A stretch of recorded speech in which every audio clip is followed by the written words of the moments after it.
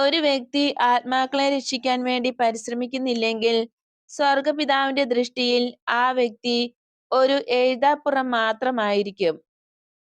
ശുദ്ധീകരണ സ്ഥലം സന്ദർശിക്കുന്നു. ഒരു രാത്രി ഈശോ ശുദ്ധീകരണ ആത്മാക്കളുടെ മേൽ കരുതലുണ്ടാകണമെന്ന് പറഞ്ഞു. വെളുപ്പിന് 4:30 മണി സമയമായിരുന്നു. എന്റെ ഡയറി എഴുതി തീർക്കുന്നതിലുള്ള ബദ്ധപ്പാടിലായിരുന്നു. അപ്പോഴാണ് ഈശോ എന്നെ വന്ന് വിളിക്കുന്നത്. എന്റെ കുഞ്ഞെ, നിന്റെ ക്ഷീണം ഞാൻ മനസ്സിലാക്കുന്നുണ്ട്. എന്നാലും ശുദ്ധീകരണ സ്ഥലത്ത് സഹിക്കുന്ന ആത്മാക്കളുടെ അവസ്ഥയെക്കുറിച്ച് എഴുതി തീർക്കാതെ ഉറങ്ങാൻ പോകരുതെന്ന് ഞാൻ ആവശ്യപ്പെടുകയാണ്.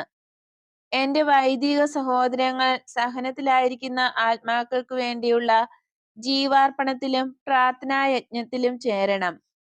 മരണാനന്തരം സഹനങ്ങളുടെ നാട്ടിലെത്തുമ്പോൾ അലിവുണ്ടാകണമേ എന്ന് അവരുടെ ജീവിതകാലം